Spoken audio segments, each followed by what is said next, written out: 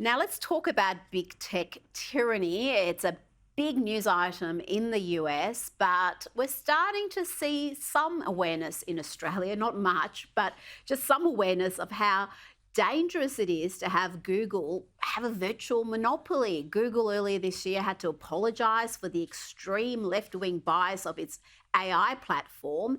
And in the past week, it came under fire again for failing to produce search results on the assassination attempt on Donald Trump, or for the search results to be all completely warped. You search for a Donald Trump rally and you get Kamala Harris good news stories. So some of that is hard to explain. They've tried to address it, it seems.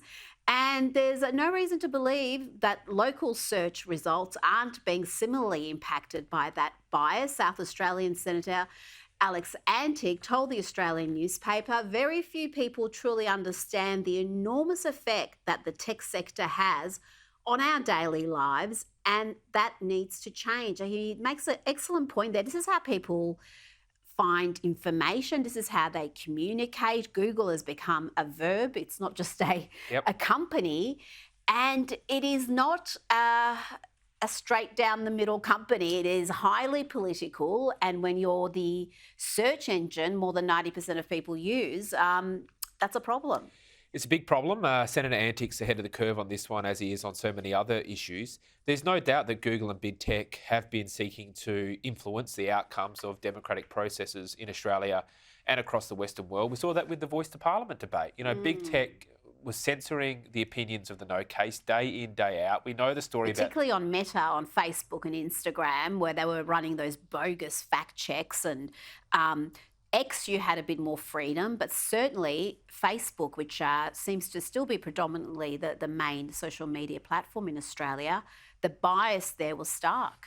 Well, that's right. And as you point out with Google, it's the overwhelming majority in terms of who uses it. It's basically a virtual shopfront. So most people will Google something rather than typing in a web address itself. So the way that Google alters its algorithm is foundational to the information flows through our democracy. And I'm deeply concerned about the bias that we know exists at Google.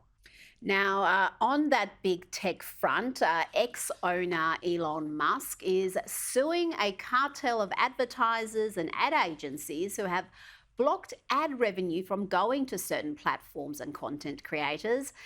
They say it's an illegal boycott. X has filed an antitrust lawsuit against the World Federation of Advertisers and the Global Alliance for Responsible Media, and its members, including giants like Mars and Unilever. This is a bold move. Elon Musk said, we tried peace for 2 years and now it's all-out war.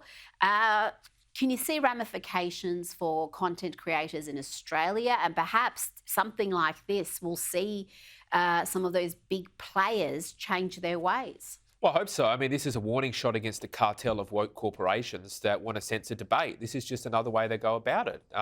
We know that the corporations, we're just talking about big tech, they don't want to debate things. They want to censor and stop debate from taking place. And one of the ways they're going to do that is by pulling revenue from Twitter. Now, look, you can argue that, well, they're private companies and it's their choice as to where they put their money, and that's true to an extent. But when they're cartelling as a bloc to achieve a political outcome rather than a commercial outcome, I think at worst it's a debatable proposition. At best, I think that Elon's probably got a pretty strong case. Absolutely. These don't seem to be commercial decisions, that's for sure.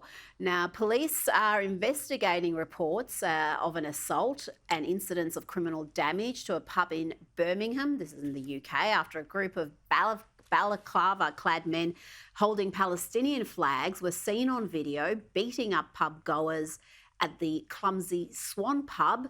Meanwhile, the media has also been targeted.